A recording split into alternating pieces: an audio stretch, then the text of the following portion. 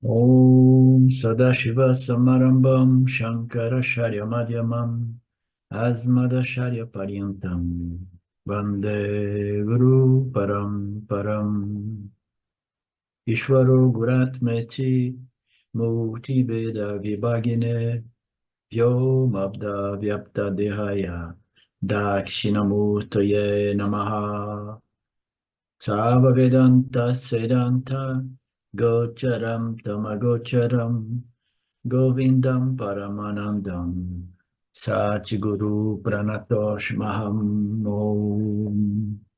Om Shanti Shanti Shanti Om Namaste. Welcome. Uh, Finalzinho do arquivo 16 a 19. O verso 19, o último verso daquele arquivo, Krishna diz ao final de muitos nascimentos. Então, ele nos dá aquela indicação de que a reencarnação, né, a jornada da alma, ela atravessa diversos nascimentos e mortes do instrumento, né? O instrumento de experiência e conhecimento nos é fornecido de modo que a gente possa interagir com este campo físico, né, material, onde estamos, né, onde obtemos os nossos instrumentos de ação, instrumentos de recepção, em outras palavras, instrumentos que nos permitam interagir com o campo. E essa interação ela vai nos permitindo determinadas determinações, conhecimentos e o desenvolvimento do intelecto humano, pelo menos assim nós observamos neste planeta, né? Então, muitos nascimentos, a alma individual ela é quase eterna, como vocês já sabem. Existe somente uma coisa que coloca fim, segundo as nossas escrituras, na alma individual, né? Que é o autoconhecimento, que dissolve, né? Este, esta individualidade, né? Esta consciência humana individual, essa mente individual, dissolve. Por quê? Porque o indivíduo, ele simplesmente ele está satisfeito. Ele já não tem mais desejo de continuação nessa experiência da dualidade, no qual existe prazeres, mas existem muitas dores também. Esta dualidade somente é possível através dessa ignorância cósmica, referida como Maya ou Avidya, e os Jivatmas, eles nutrem esta ignorância através da atribuição de realidade nesta projeção aparente, né? Então, é bom nós começarmos, nós que fazemos parte do Vedanta Brasil, partimos sempre da lembrança, né, de que este mundo no qual nos encontramos é uma ordem secundária, aparente, que existe, mas que não é realmente real, não é nem sat nem assat, é algo diferente.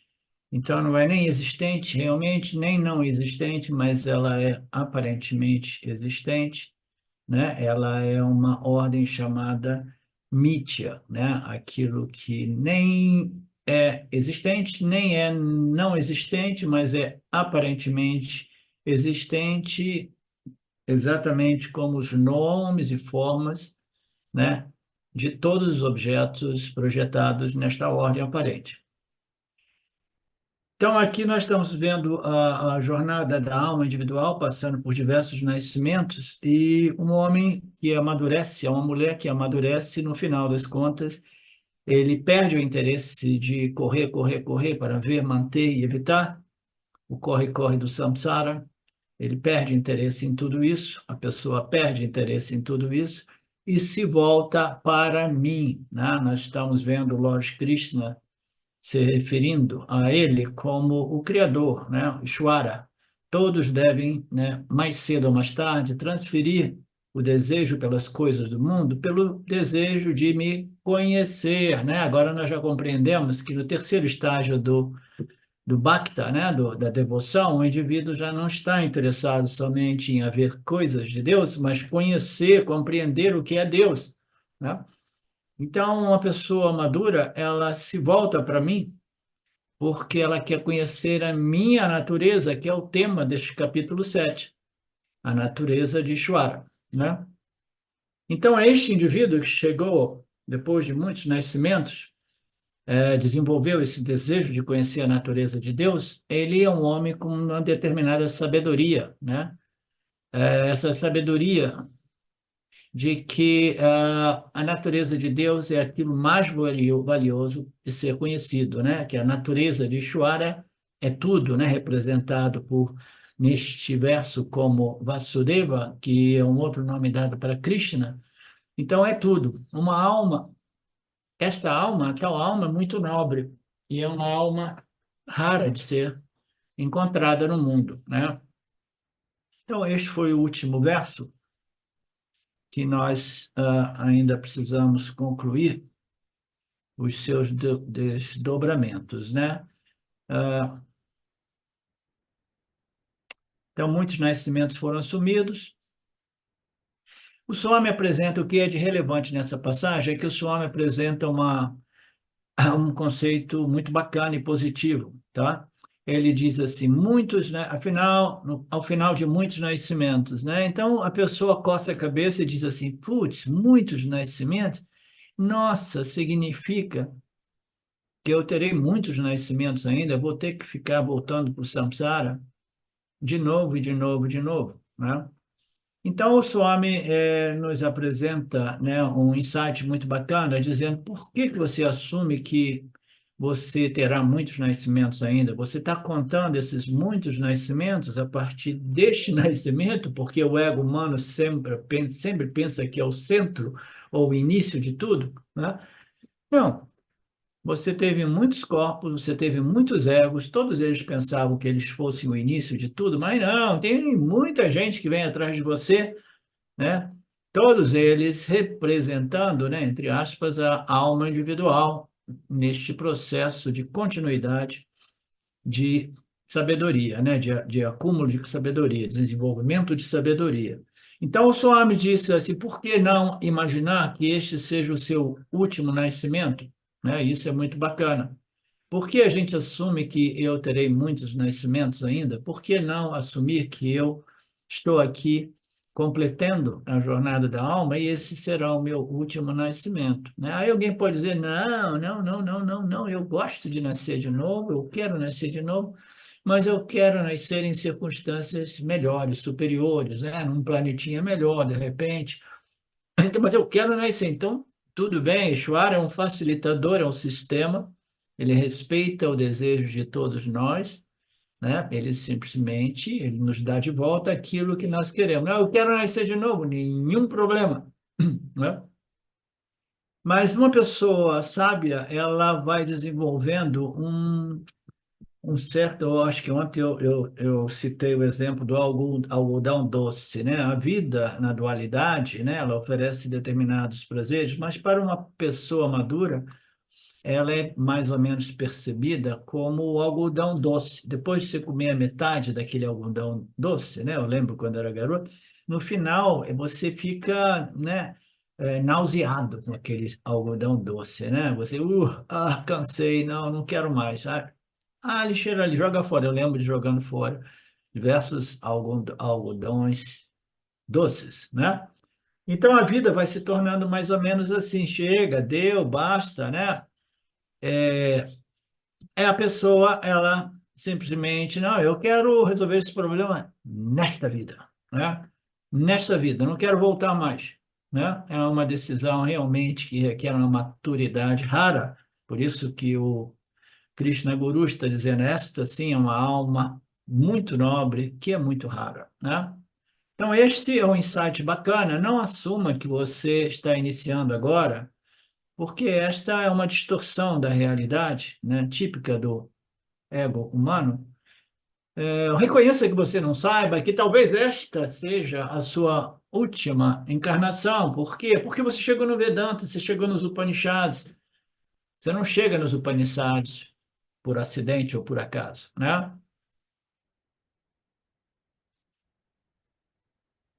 E, naturalmente, né, nesta passagem, o Swami apresenta um outro texto do Shankaracharya que diz, né, que ele nunca ofereça, né, as escrituras para uma pessoa faminta, né? Ofereça pelo menos o pão junto com as escrituras. Aí, pelo menos, a pessoa sacia a fome e aí ela pode dar uma olhadinha nas escrituras, né? Raramente se encontra uma pessoa com este nível de devoção, esse nível de desejo, é chamado de mumukshutvam, né? É a maturidade, é o quarto nível do buscador, né? Final, aquele que quer descobrir Deus como um fim, mas não mais como um fim que me seja uma fonte de prazer. Eu quero descobrir Deus como um fim que é a minha própria natureza, é o fim daquilo que é Deus, Nirguna Deus, que é não dual, né? O único Deus, que é a minha própria natureza.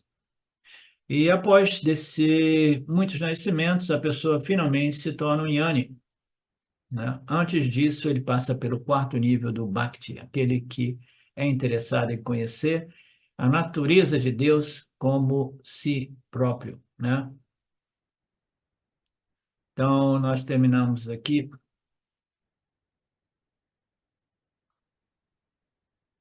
E o Swami aqui fala sobre alguns outros textos, né? Krishna é o filho de Vasudeva. Vasudeva Sava não significa Deus pessoal. Krishna é tudo, é logicamente impossível se você está falando de Krishna. Então, aqui ele começa a esclarecer um ponto que, muito brevemente, eu costumo dizer que existe somente um Saguna Deus, um Saguna Ishvara, com diversos representantes, né? Diversos representantes. Então, todas essas deidades, né? Se diz deidades, todas as deidades que existem dentro da cultura védica, né? No Brasil também, né? Quantas deidades existem? Aqui nós chamamos o quê? Os nossos santos, né? E a gente pode mudar de santo. Eu estive com meu pai lá esse período agora e ele agora está fixado no, acho que é Santo Antônio, entendeu? Então ele está acendendo vela, pedindo coisas, né? Ele é um devoto agora. Então as pessoas vão trocando de deidades, né? E na cultura védica isso é muito intenso, né? Muito presente. E as pessoas que querem Ishvara como um meio, né? Algumas delas querem porque elas querem punha espiritual para irem viver em alguns dessas locas, né? Eles querem andar nessas locas, chamadas também como gopis, né? Então, tudo isso são detalhes técnicos desses nomes, né? Irrelevantes para nós aqui. Nós sabemos que existem pessoas que querem, né, o terceiro nível de busca humana, eles querem punha espiritual porque eles acreditam que eles vão ter um bom intervalo entre um nascimento e o outro, numa dessas locas, né? Isso se o indivíduo estiver vivendo dentro do âmbito védico, onde existe o conceito claro de que a vida não termina, mas você reencarna, mas antes disso você tira umas férias, né? Você tira umas férias numa loca legal, na companhia de muitos seres elevados, celestiais, né? Então, tudo isso é possível, mas até mesmo esses punhas que nos permitem, essas locas celestiais, eles se esgotam, né? Então, aqui o Swami nos lembra a passagem do capítulo 4, né? Que é muito bonito, eu vou até marcar aqui para mim, de vez em quando, apresentar para vocês. A concha é Brahman, a oferenda é Brahman, é oferecida ao fogo de Brahman, por Brahman. Somente Brahman deve ser alcançado por aquele que vê Brahman em cada ação. Então, isso aqui se tornou, ou não sei quando isso se tornou, mas é usado como uma oração, ou uma invocação, ou uma expressão de gratidão a Ishvara antes de nós comermos, né? não, antes do almoço, da janta, café da manhã, né? Você diz assim, esta comida é oferecida a Brahman, que a propósito é Brahman, a oferenda é Brahman, ela é oferecida ao fogo de Brahman, que é oferecido ao fogo dos ácidos digestivos do nosso estômago. É oferecido por quem? Por Brahman, só existe Brahman, somente Brahman deve ser alcançado por aquele que vê Brahman em cada ação, né? Então, isso tem que entrar muito profundamente na mente humana, né, de modo que a gente comece a ver Ishvara em tudo, Ishvara em todos, como um bom karma yoga, e depois a gente oferece a cada uma de nossas ações a este Brahman, a este Ishvara, seja ele Saguna ou Nirguna, e tudo é somente este Ishvara, este Brahman, né? Este é o conceito Riya, aqui, né? O Krishna sem forma está na forma de toda a criação. O que que é isso? É a visão do Karma Yoga. Karma Yoga é simplesmente um devoto muito avançado, é o terceiro nível de Bhakti, né? De devoção, como nós vimos na aula de ontem, né? O terceiro nível é o nível do Karma Yoga. Ele já não é um devoto pidão que pede coisas para Ishvara, né? A todo momento. Ele não pede nem mesmo crescimento espiritual. Ele simplesmente ele oferece as suas ações com espírito de doação, de gratidão pela oportunidade, né? E recebendo os resultados como praçada, né? Sabendo que os resultados eles foram produzidos a partir das minhas ações barra interações e eles servem para que eu possa, né, rever, reexaminar a forma qual eu estou vivendo, as minhas atitudes, os meus pensamentos, as minhas ações e suas consequências, né? Então, tudo isso é parte desta ciência maravilhosa chamada Karma Yoga, na qual o Ishvara já não é mais contido num santinho ou numa imagem de Vishnu ou de Sarasvati ou de qualquer que seja a deidade, né? Mas ele é visto como o universo manifesto. Então, esse universo manifesto é o que é a forma de quem? Saguna Brahman, que é Ishvara. Quem é Ishvara? Ele, em sua pureza, é a causa inteligente desta ordem aparente, na qual o Jiva aparente interage.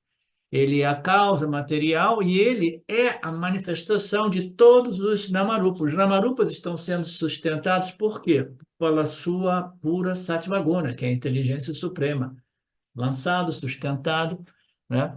Então, nós começamos a ver essa inteligência suprema, nós começamos a ver o Saguna Ishvara sem forma, né, contido na compreensão de que é esta inteligência suprema que, através do poder de Maya, produz este universo aparente, tal qual a miragem, que convence todos nós de que seja realmente real e que os objetos contidos nesse universo possuam a felicidade que eu estou buscando, né? Então, este Ishvara, ele se apresenta, né, como todos os Namarupas manifestos, o que nos oferece, né, uma possibilidade de crescimento. Por isso a gente diz, né, este mundo, este Ishvara é uma escola, né? E nós, já como bons Karma Yogis, passando pelo estágio do Karma Yoga, nós precisamos de resolver todos os Namarupas em Ishvara e, ao mesmo tempo, ou gradualmente, ou simultaneamente, resolvendo Ishvara em Brahman, resolvendo Krishna, né, ou Saguna, Ishvara, em Nirguna, Ishvara, eu estou resolvendo tudo em mim, porque Yanajivatma é Paramatma, né? Este é o último estágio, o estágio do Yani. Apenas tal Yani é um Mahatma, o maior buscador, que ele deixou de ser buscador porque ele encontrou. Mas antes dele ser um Yani, né, realmente é um Mahatma, ele é uma alma nobre, a alma mais madura, né? Tal pessoa é muito rara, Krishna diz no início deste verso, ou no fim. Entre milhares de seres humanos, uma outra passagem que nós vimos já no capítulo 7, entre milhares de seres humanos, um raro ser humano luta pela libertação do samsara. Mesmo entre os buscadores que se esforçam, um raro me conhece em realidade. Muitas pessoas não querem moksha. Entre aquelas que querem, apenas poucas pessoas chegam a este quarto nível de Bhakti, que é o Mumukshudha Bhakti, né? É aquele Bhakti que quer realmente compreender a natureza, não saguna de Brahman, mas nirguna de Brahman, porque ele ouviu dizer que é a minha própria natureza, assim, ele se resolve em Brahman como Brahmana, a única realidade. Portanto, ele é ainda mais raro. Arjuna, que você se esforce para se tornar um Yani Bhakta, um Mumukshu Bhakta, claro, começando pelas buscas mais fundamentais, que é Artha e Kama, né? Mas não permaneça paralisado nessas buscas preliminares, né? Prossiga, né? Harion. Então, o que mais nós podemos dizer aqui?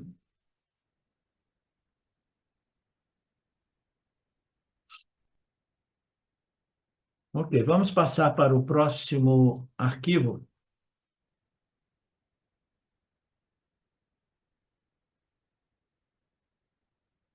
que é uma continuidade, naturalmente, né?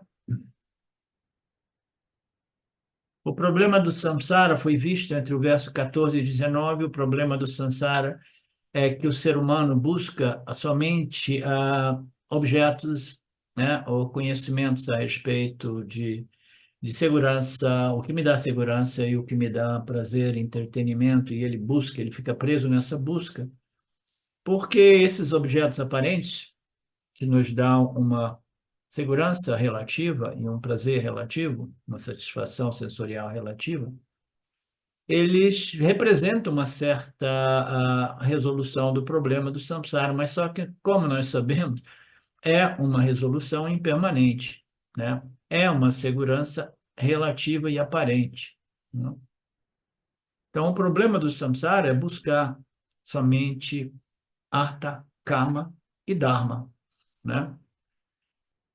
A menos que o indivíduo se volte para a busca do autoconhecimento, ele estará sempre produzindo punha espiritual e gastando esses punhas e voltando para dar continuidade, sabendo que existe sempre a possibilidade de um deslize ou de um escorregão, né?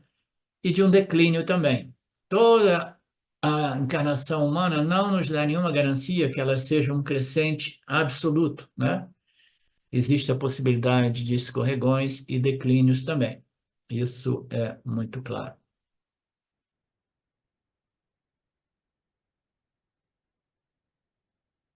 Existe somente uma segurança, a segurança absoluta.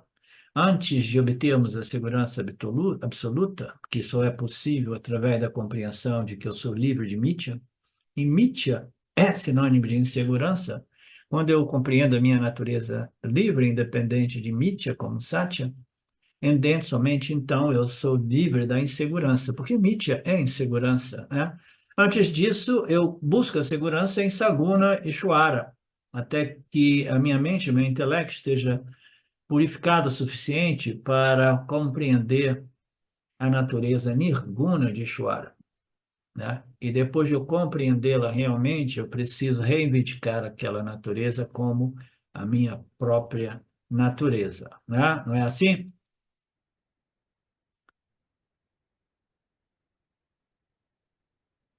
O ser humano não sabe de encontrar esta segurança absoluta, ele não conhece as fontes dessas coisas. A fonte é Paraprakriti, é a natureza nirguna de Deus. E já que não se conhece a natureza superior de Deus, ele procura essas coisas na natureza inferior de Deus ou na natureza inferior de, da criação, né? Então, eu vou buscar esta satisfação, esta felicidade, essa segurança em Krishna, em Sarasvati, em Lakshmi ou Shiva, na minha deidade, né? ou eu vou procurar essas três coisas no mundo perecível, no mundo inseguro, no mundo finito. Infelizmente, todas essas coisas não estão disponíveis na criação. Quais são as coisas? A segurança, a felicidade, etc, etc. O mundo não pode dar segurança porque ele mesmo está limitado pelo tempo, pelo espaço. O mundo não pode dar permanência porque ele está limitado pelo espaço, pelo tempo.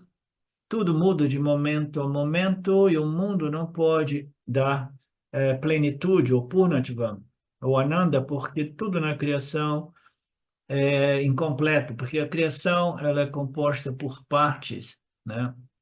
Se nós pudéssemos desejar a totalidade do universo e obter a totalidade do universo, nós talvez tivéssemos uma sensação, né, de purnatva, de completude, né? Uma completude como? Uma completude feita de partes, a totalidade de partes. Mas como nós sabemos, o ananda real, absoluto, é um todo sem partes, né? É um purna sem partes, que só pode ser compreendido como consciência e existência de natureza não dual, né? Então, no mundo não existe segurança, não existe permanência, tudo muda, existem partes, eu não consigo simplesmente obter um objeto que seja a totalidade de todos os objetos, eu fico preso nos pequenos objetos, objetos de, né, desejo, né, fico preso nos objetos de aversão também, né? E este é o problema do samsara que nós queremos resolver aqui neste grupo do Vedanta Brasil, né? Não existe o Chandogya Upanishad diz de modo muito belo, né? Não há felicidade no finito. Não pode haver felicidade no limite, naquilo que é limitado e finito, porque a felicidade só é uma expressão de Purnatva, né?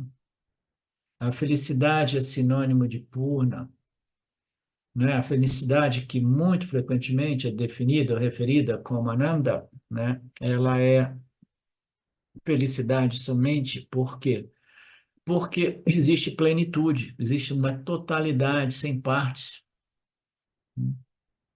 A totalidade de partes é impossível, aquilo ali cabe somente a Ishvara, que é a totalidade de todas as partes desta ordem aparente, e, retendo o conhecimento de tudo o que existe nesta ordem aparente, e ainda assim um ser autoconsciente, feito de pura luz de Sattva, né? Pura luz de Sattva. Então, a felicidade, a expressão é sinônimo da compreensão de que eu sou cheio, inteiro e completo. Toda vez que eu digo para mim mesmo, mas tem alguma coisa faltando, eu não sou satisfeito, não estou satisfeito, não me sinto completo, eu não me sinto pleno. Então, como nós nos sentimos? Infelizes, porque alguma coisa está faltando, né?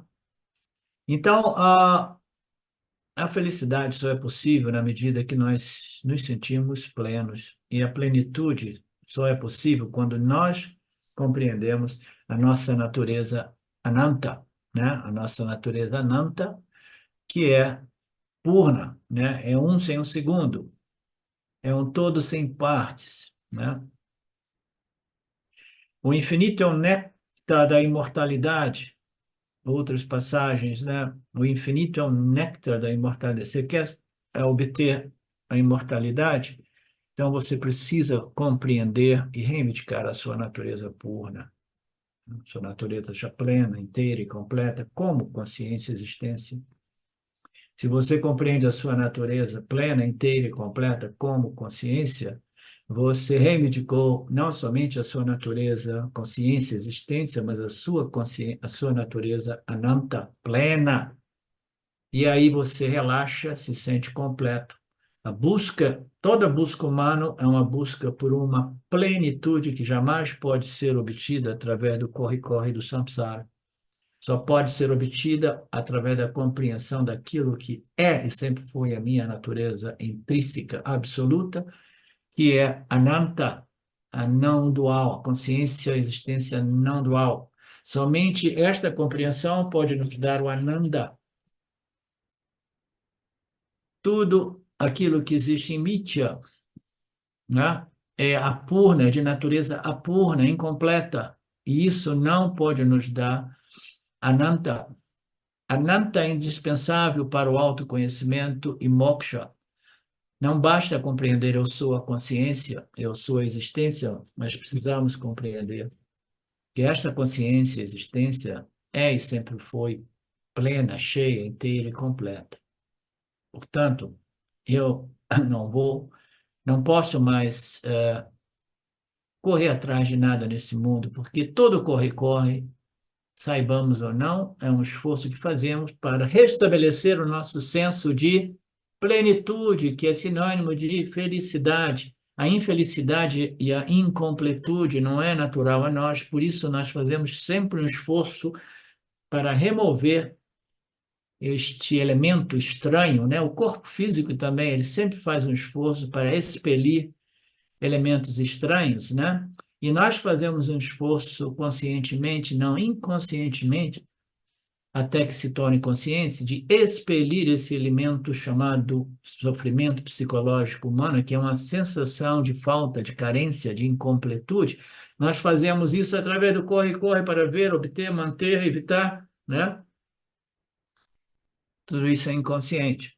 Nós nos tornamos conscientes na nossa busca quando nós buscamos esta plenitude não mais nos objetos de mítia, nos objetos que são a purva, né?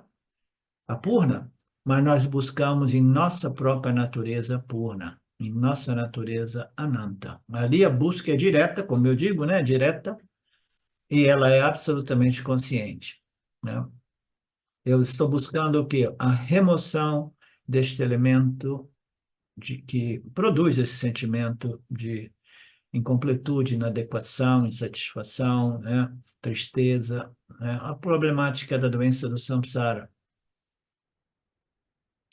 Mesmo que um objeto ou outro possa aparecer, né, me dar um pouco de felicidade, de ananda, é um ananda falso, é um ananda relativo, né? É por isso que quando alguém realmente entra neste mundo para obter objetos, ele no final ele se cansa e a partir de um certo nível de compreensão, maturidade, ele se volta para a autoinvestigação e o autoconhecimento sob a luz dos ensinamentos revelados. Ele vê nada nesse mundo irá realmente me propiciar a felicidade que agora eu compreendi que eu estou buscando um sentimento de adequação e satisfação e plenitude. Nada nesse mundo irá produzir ou me propiciar ou me permitir ou me dar o que eu estou buscando, né? Então, chegar a esse ponto de compreensão de que nada, nada nesse mundo irá me resolver é um ponto de rara maturidade entre os seres humanos, né? A partir dali, o indivíduo se volta para a autoinvestigação sob a luz dos ensinamentos dos Upanishads, com a ajuda de um professor capaz de facilitar esse processo, e ele se volta para esta busca da plenitude, né, diretamente, né, através da compreensão, e ele se volta sem nenhuma oscilação de vai, vem, dá, não, um pouco só, não, mas eu vou ficar investido também no mundo dos objetos. Quanto mais for essa clareza de intenção, de objetivo, né, mais o indivíduo aposta, como eu costumo dizer, todas as suas fichas neste processo de autoinvestigação e o autoconhecimento. Ele permanece dividido entre realidade e irrealidade, entre o Atma e o Anatma, entre o ser e o não ser. Ele permanece investido no mundo e na sua busca pela realidade e pela felicidade absoluta, né? Então, ele não tendo essa convicção, essa certeza, ele permanece dividido. E ele fica investido um pouco no mundo e um pouco na investigação daquilo que é a única fonte realmente de felicidade, plenitude e ananda. E essas expectativas infundadas de que o mundo possa me completar, né, irão produzir mais frustração, mais dor, mais fracasso, e uma tristeza tão profunda que às vezes pode ser referida como, ah, como é que se diz? Ah, a noite escura da alma, é assim?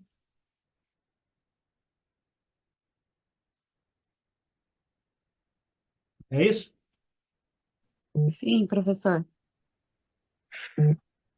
Obrigado. A noite escura da alma, porque o indivíduo, ele finalmente ele chegou a uma conclusão, ele se desiludiu, né, de que o mundo possa criar isso, né, e bate uma tristeza muito grande esse reconhecimento quando ele é total, né? E aí ele fala, ok, agora eu tenho que apostar todas as minhas fichas neste autoconhecimento. Agora ele conhece a fonte real e o seu mumukshutva, seu desejo pela libertação vai crescer e gradualmente, mas certamente, a tristeza vai sendo dissipada e esta alegria, né, por estar vivendo este processo na minha última encarnação nesta dimensão física, né, essa convicção vai crescendo. A doença do samsara está sendo curada. Qual é o remédio?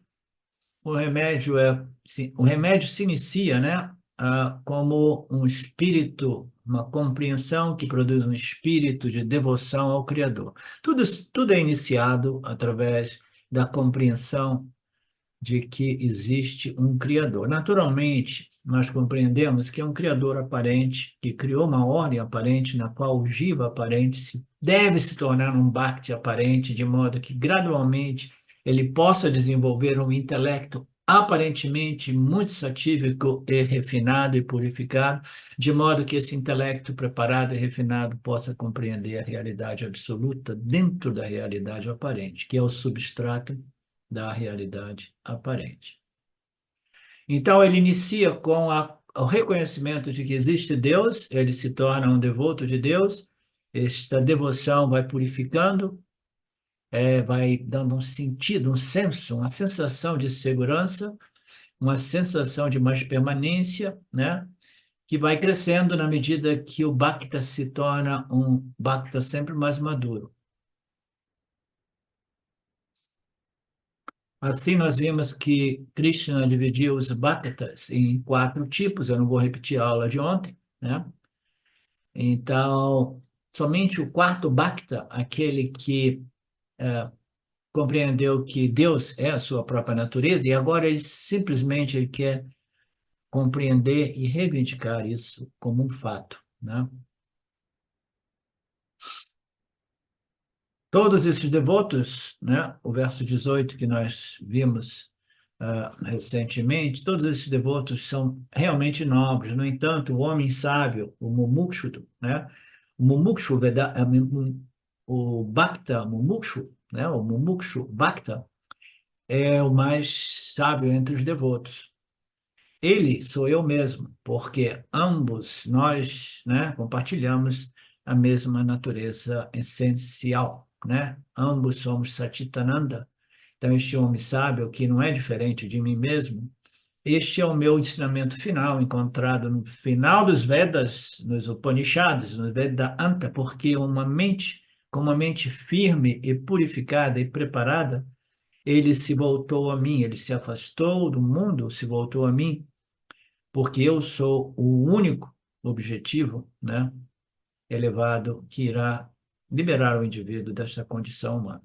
Somente o quarto tipo de Yani Bhakta, de Mumukshu Bhakta, será bem sucedido, irá resolver o problema. E, portanto, o objetivo de um buscador é se tornar um Yani Bhakta, é se tornar um Mumukshutva, né?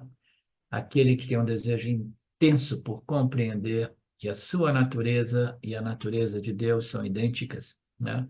E o Jnani Bhakta sabe onde buscar esta compreensão, quais são essas coisas, segurança, permanência e realização. No verso anterior, na passagem do verso anterior, o Swamiji desdobrou essa busca fundamental, elementar de todo ser humano, como busca por segurança, permanência e realização. A segurança, porque Nietzsche é extremamente inseguro, permanência, porque tudo se modifica de momento a momento, e essa sensação que você tem, que nós temos, de que não existe nada permanente aqui, onde eu possa me apoiar, né?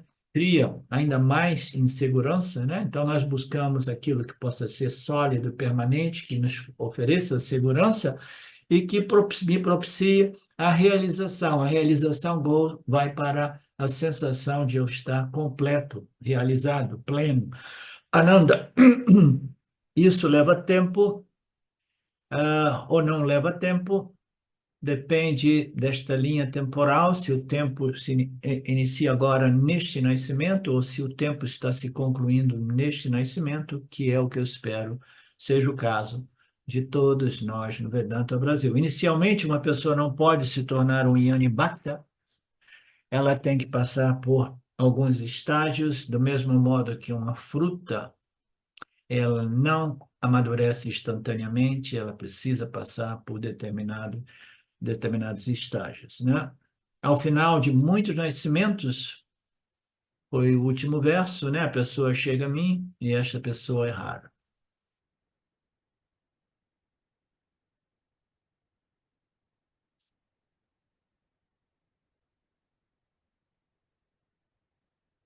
O remédio é sempre, né, apresentado, principalmente, esse capítulo é sobre a natureza de Deus, e é a natureza saguna e nirguna de Deus. E agora nós entramos no outro tópico dentro deste tópico, que fundamentalmente é sobre a natureza de Deus, que é o modo qual o Jivatma se relaciona com este Deus, né? Que é a prática que envolve uma devoção, né? Uma, uma relação, né? No qual o indivíduo ele aprecia aquilo que lhe deu tudo, né? As pessoas que não têm nenhuma emoção devocional elas esquecem que tudo que nós temos nos foi dado por essa inteligência suprema, né? Esta causa inteligente que propicia esse universo aparente, organizado, estruturado, né, de forma precisa e inteligente, no qual o nosso intelecto se desenvolve. E tudo eu devo a este princípio inteligente que causa esse universo através deste poder de Maya. Então, quando nós recebemos alguma coisa de muito valor, nós agradecemos e nós permanecemos gratos, gratos, né? Gratos, obrigado, obrigado. Aquela gratidão não precisa ser verbalizada, mas permanece grato no seu coração, né? E no caso da gratidão por Deus, ela se manifesta através de orações, de pujas, né?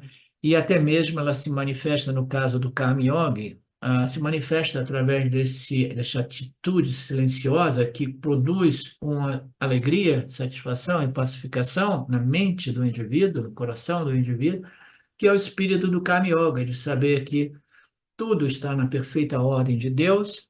Eu estou recebendo meu Parabada com muita gratidão, como se fosse realmente uma oportunidade, um passado, e dedicando as minhas sessões de volta ao campo como alguma coisinha mínima que eu dou de volta a Ishvara. O que que eu estou fazendo? Eu estou colocando as minhas ações em total conformidade com as leis e princípios do Dharma de Ishvara, né?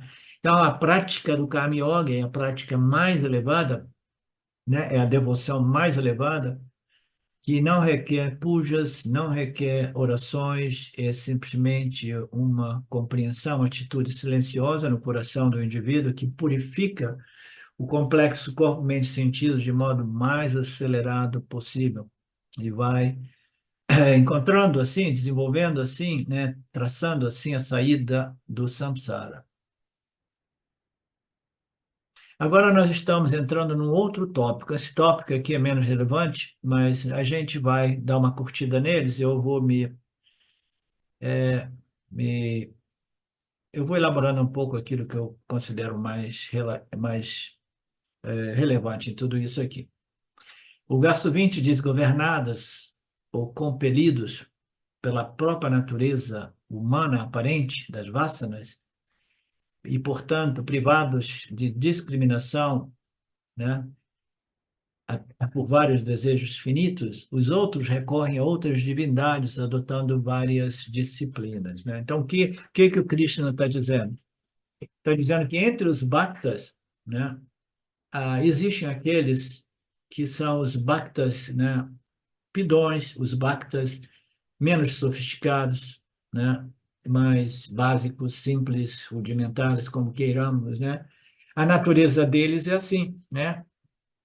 São indivíduos que têm o mérito, né, o punha de ter compreendido que existe um Criador desta criação. Eles não compreenderam que a criação é aparente, o Criador é aparente, e o corpo-mente também é uma aparência, mas eles sabem que existe um Criador e eles vão invocando este Criador, né? E dependendo do nível de maturidade ou de compreensão de cada um, né? A sua própria natureza em termos de compreensão, devido ao nível de discriminação, que é o mais variável, né? Mais variado possível, né? Eles têm desejos por coisas do mundo e assim eles invocam divindades pessoais e adotam diversas rituais, disciplinas, pujas, porque eles querem o que eles querem, mas eles têm o mérito de invocar o Criador, pedindo, Shanti, Shanti, Shanti, né, que você possa remover, Lorde, os obstáculos entre eu e aquilo que eu desejo, né? Então, as pessoas querem segurança, elas querem obter sucesso na vida, elas querem dinheiro, prosperidade, elas querem evitar muitas coisas, né? E elas se voltam para essas várias divindades. Krishna está falando, existe somente eu, Krishna, né? Nirguna Krishna.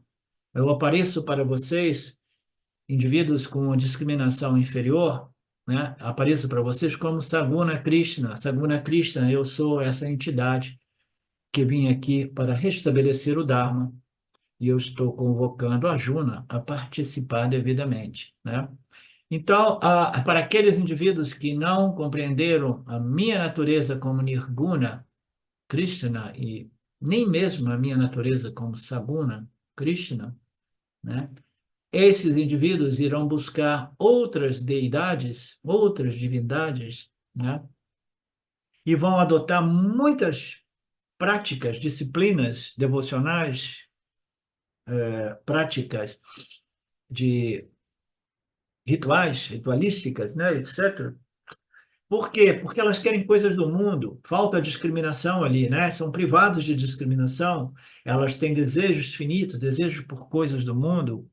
E aí, né, num supermercado de deidades como na Índia, existem deidades, né, deuses ou divindades para todo tipo de desejo, né? Tantos quantos sejam os desejos humanos, eles foram agrupando por categoria, foram criar, ó, essa divindade é para esse tipo de desejo, aquele, aquele. É uma coisa assim louca, né? Eu não vou entrar muito no mérito da o quanto seja realmente uma tecnologia precisa que funcione ou não, né? Uma ciência, né? Não, eu tenho a minha compreensão, eu vou compartilhando com vocês gradualmente a minha compreensão, que é simplesmente aquilo que eu vejo com clareza, e não é simplesmente a minha compreensão, porque eu tive também o privilégio de ler, ouvir, não lembro, né, o Swami Dayananda falar sobre isso também, né?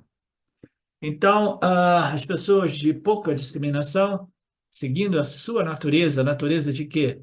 Rajoguna, Tamoguna, a natureza cheia de desejos pelo que ele quer e por evitar o que ele não quer. Governados por essa ignorância, né?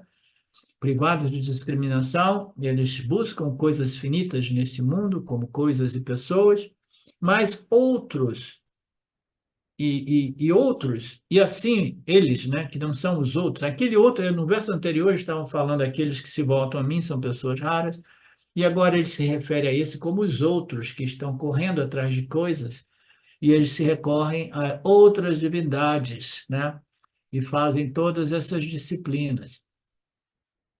Nós vimos a classificação do Bhakta como Sakama Bhakti e Niskama Bhakti, né?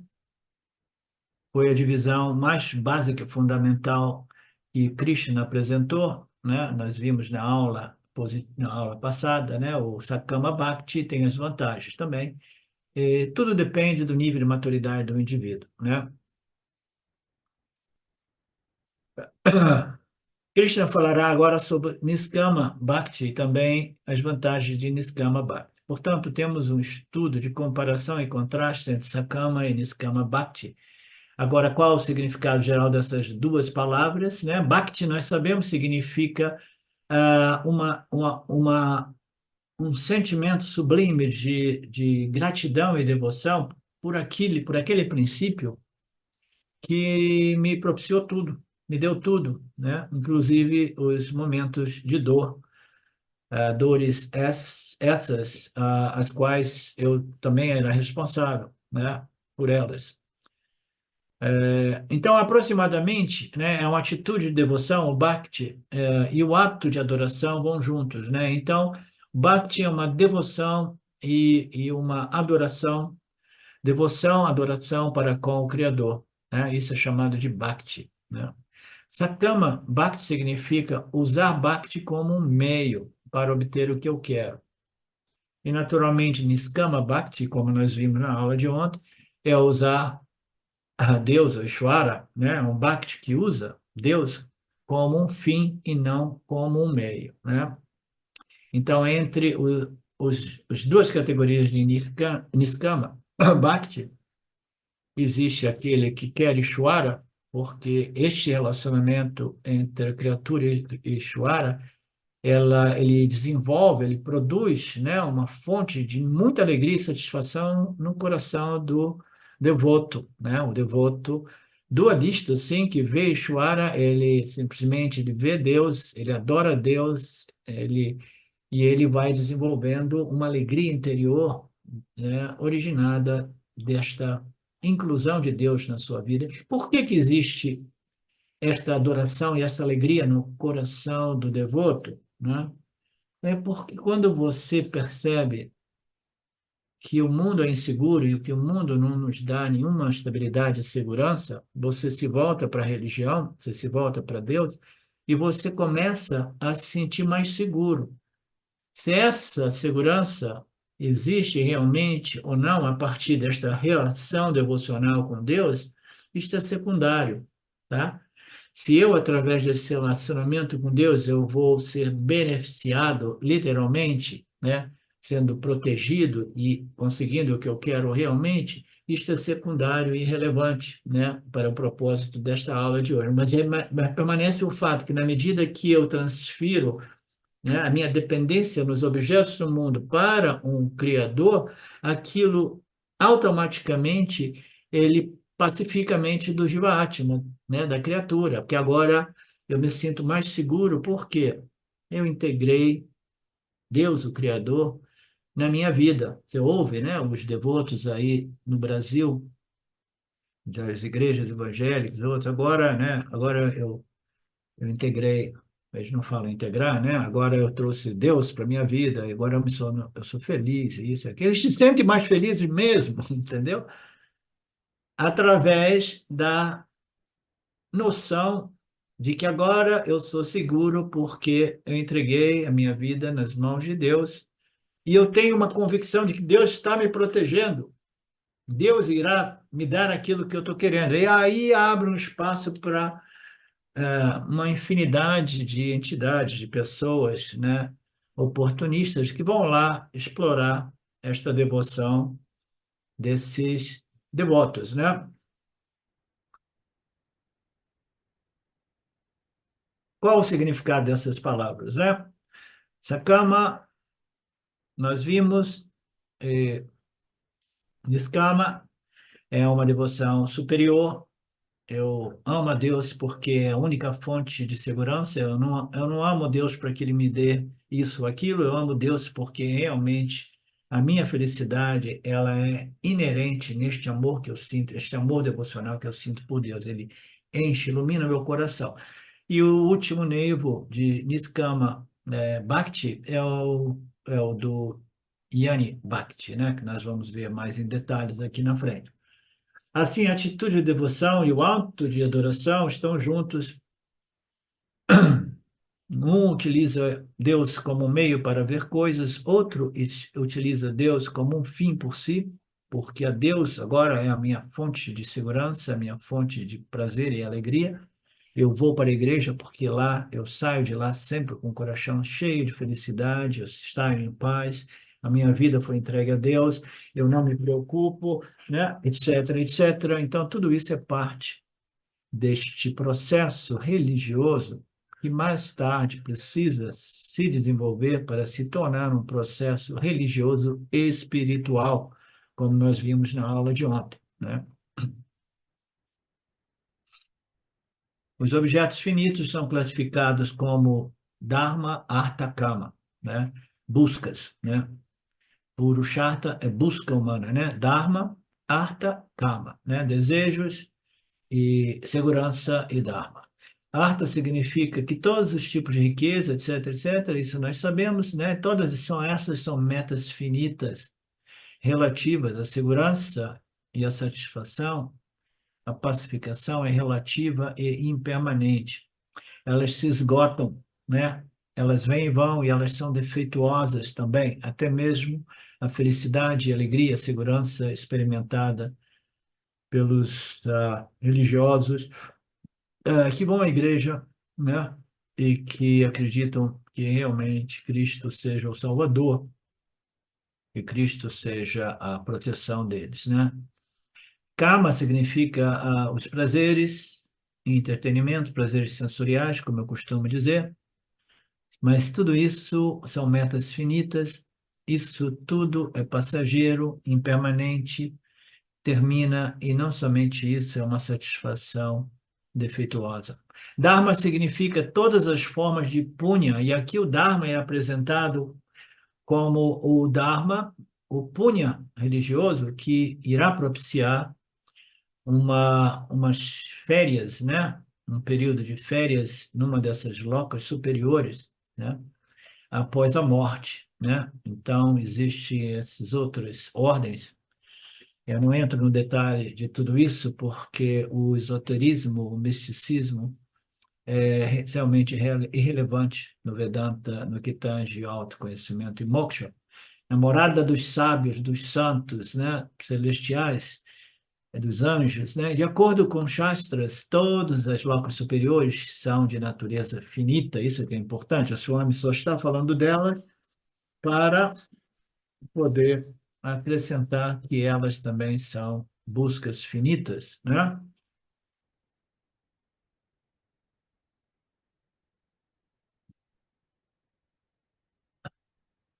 Portanto, o Dharma aqui é apresentado como punha, é o punha religioso que irá propiciar umas férias, né? Numa dessas locas superiores, né? Podemos dizer, para generalizar, qualquer coisa que não seja Deus é uma meta finita, porque somente Nirguna Deus, né? Tem que acrescentar, Nirguna Deus está além do espaço e do tempo. Tudo que não seja Deus cai no tempo e no espaço, e o tempo, qualquer coisa dentro do âmbito do espaço-tempo é finito e limitado. Tudo além de Deus, né, é uma meta finita. E nós nos referimos aqui, o Swamiji se refere a Nirguna Deus, né?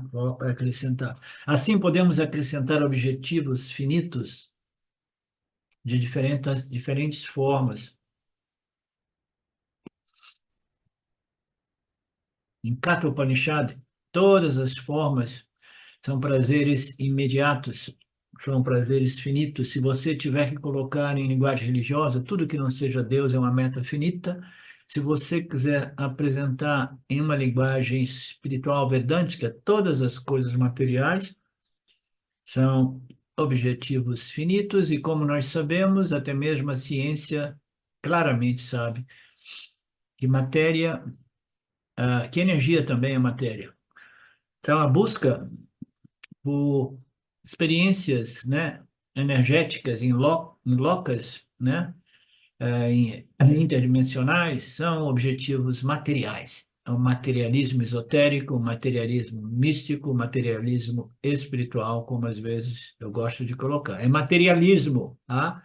É materialismo, buscar solução em tudo isso que existe no campo do esoterismo. É materialismo. Todo o anátema, todas as coisas materiais, seja no campo da matéria sutil ou física material, são finitas. Tudo é criado e destruído. A busca por objetos finitos em linguagem simples é uma busca por materialismo, é um bhakti interesseiro de negócios, é um bhakti comercial, né? Aí o Swami dá alguns exemplos de pessoas na Índia que eles fazem rituais, né? Eles seguem aquela tecnologia, a perfeição, tem que fazer assim, dizer assim, tem que saber pronunciar essa palavra-chave, né? Etc, etc. E você fazendo tudo isso, desculpa,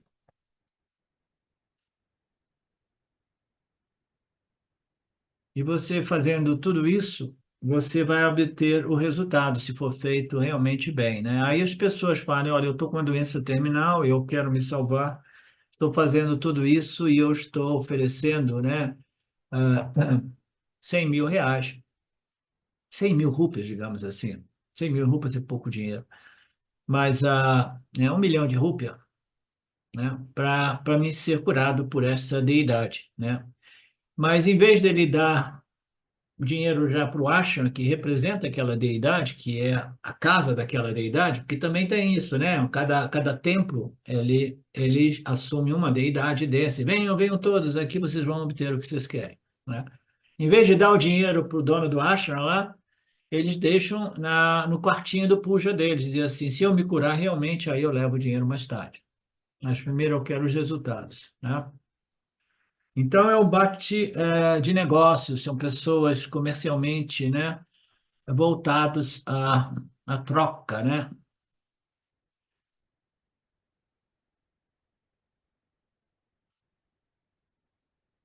E aí ele conta uma historinha de um Bhakta que foi e levou o dinheiro. Não, não vou nem contar isso, rapaz. Depois vocês leem ali. Segundo, eu passei do tempo aqui, vamos fazer uma pausa de 10, Marcelo? Om Purnamada Purnamidam Purnamudachyate Purnasya Purnamadaya Purnameva Vashishyate Om Shanti Shanti Shanti Om Namastê. Olá, queria trazer aqui para vocês o quanto eu tenho me beneficiado dos ensinamentos do Vedanta. Esses ensinamentos do Vedanta, eles mudaram a minha vida, o meu estilo de vida, né?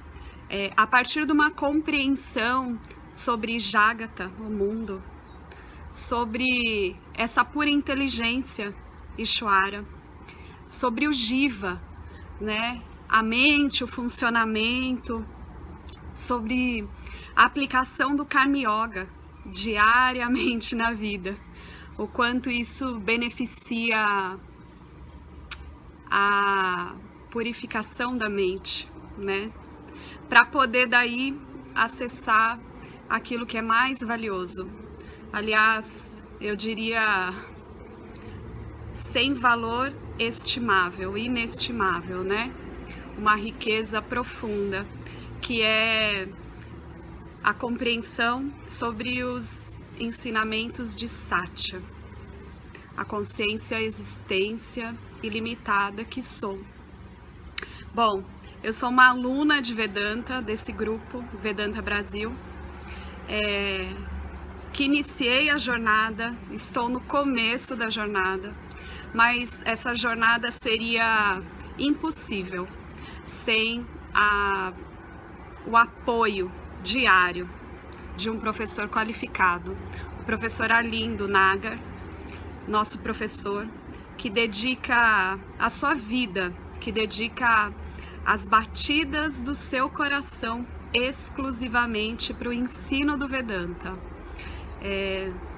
Ele gosta de usar a frase, o coração que se doa recebe. Então ele é esse coração que doa. E aí a minha pergunta e o meu convite é: e você? Tem se beneficiado também dos ensinamentos, da compreensão, da clareza desses ensinamentos que são trazidos para nós? Sim? Se sim, o coração que doa recebe. Então o convite é: se você se beneficia, você pode também fazer uma doação. Essa doação, ela é necessária, apropriada, para a manutenção, né, desse ensinamento vivo diariamente para nós. E é um convite para que a gente possa nutrir esse grupo com o dar e o receber. E se você se beneficia, tenho certeza, qualquer valor mensal é suficiente. É o valor que o seu coração sentir, mas é um valor apropriado.